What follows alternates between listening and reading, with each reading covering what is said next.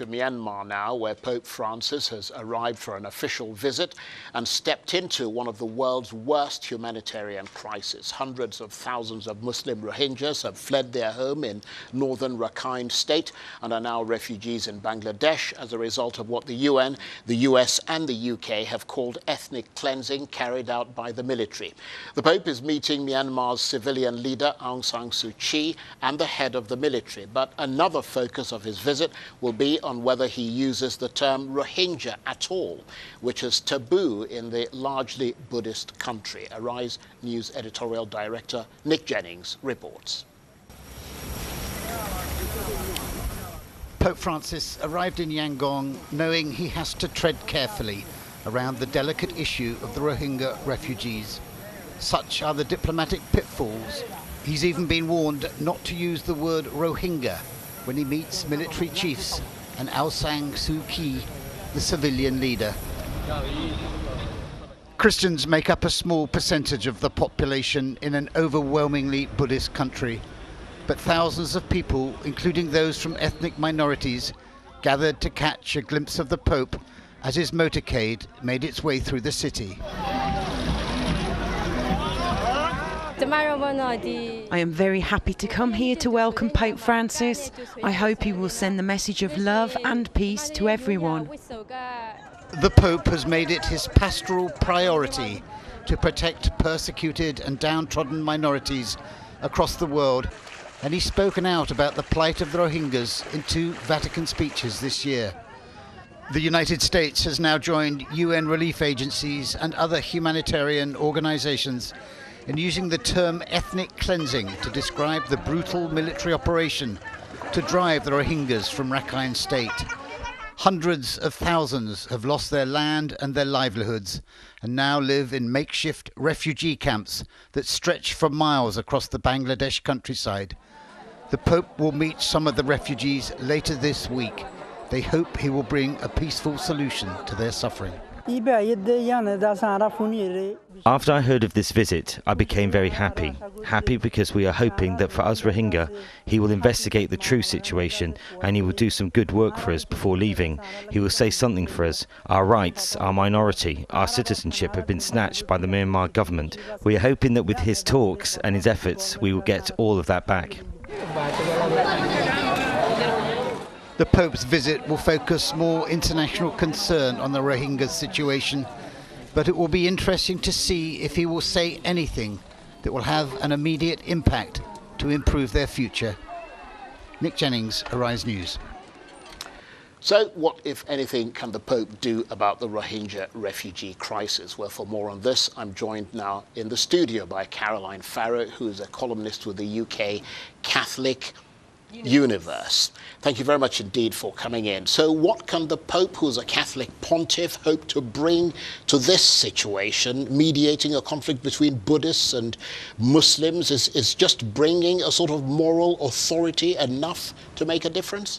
Well, I think it could well be, actually. I mean, he's recorded a videotape message both to the people of Burma and to the people of Bangladesh, and he's asked for justice, reconciliation, peace, and he's asked for reasonable people of goodwill, to tolerate each other. So I'm thinking that actually, although you might say, well, what can he do? Actually, the Vatican and the Pope do a lot of behind-the-scenes diplomatic work. So I think this is, a first sort of step. And you were talking about that video. Did he use the R word in it?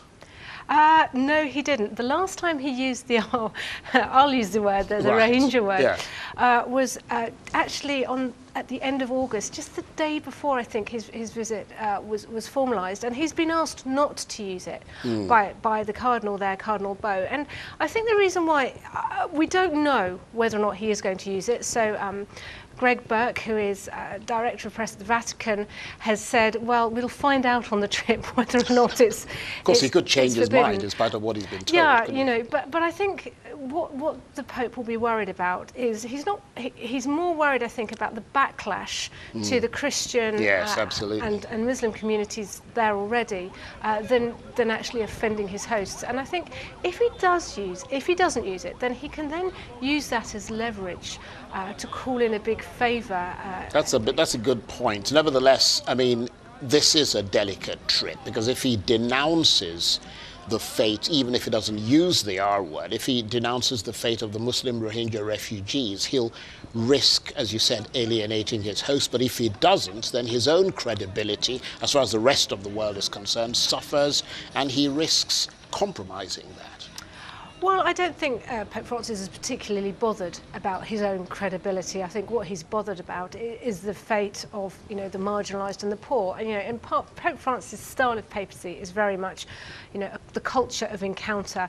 So he's already met the military generals, and interestingly, they have denied that there's any sort of persecution going on. But I think the meeting so far has just been diplomatic. There's been an exchange of gifts, right, and no words said. I think it would be very unlikely if the Pope doesn't refer to their plight whatsoever. However, he might actually say those people who identify as a Rohingya. But I think, where there are people who are poor, dispossessed, who are being displaced, then he will speak out. And also, we did hear on Thursday, it's been announced that Bangladesh and Myanmar, they're going to allow some of these refugees to be Yes, so there is a repatriated. memorandum of understanding, but we don't really know the details of that, and it hasn't quite moved beyond just being an MOU. But of course, Myanmar, in support of what you're saying, has been deeply isolated and has had the beginnings of democracy only for the last couple of years. So is this Myanmar, in a way, inching its way into the world community, assisted by the tremendous moral authority of the Pope? Well, one would hope so. I mean, I think one of the things that we have to remember is that this visit was announced before the persecution was stepped up. So it was announced, I think, in May, when Myanmar, they were trying to cement the diplomatic relationship with the Vatican. And it was only after this visit had been announced that the persecution began sort of in full scale. So the Pope is really walking a minefield, actually, a real minefield. And I think that there is work to be done, and I think he will do an awful lot, but I also think we won't hear about it. I think a lot of it will be behind the scenes diplomacy. Well, somebody said that if the Pope carries this off, then he really does walk on water. well, and I think if anybody can carry it off, it's Pope Francis. But I think at the same time, he'll have to rein in slightly. He likes to shoot from the hip. Yes, absolutely. Pope Francis. And of course, I mean, I don't expect either of us to know what goes on inside Myanmar, but I suppose also where Myanmar may be suspicious of the motives and agendas of the likes of the UN, the US, the UK, who've all called it ethnic cleansing. With the Pope, he doesn't come with a strategic interest beyond his values and the values of the church that he represents. No, that's right. Though you also have to remember there is a lot of anger in Myanmar because of the press coverage that has been, the outside press coverage of the Rohingya refugees. So because of this anger, I did read somewhere that, some of the activists are feeling as though Pope Francis might actually be the enemy. I think I saw someone describe him as his visit as being a political one, and then referring to him as being part of the EU, which we know, of course, is false.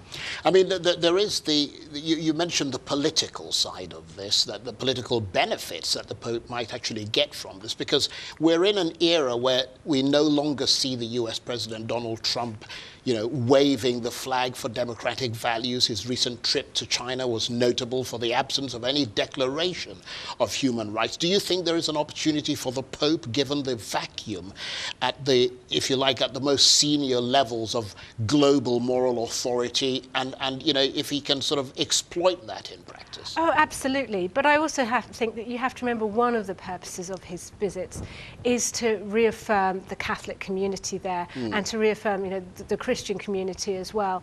But, as I said before, yes, I think that, the Pope does have this moral authority that is perhaps lacking from people like Trump. But I think because it's such a fraught minefield, I think we're not going to see a lot of explosive or controversial statements. I think he's going to tread a very, very fine and delicate diplomatic line. Caroline, thank you very much indeed. Caroline Farrow, columnist with the Catholic Universe here in the UK.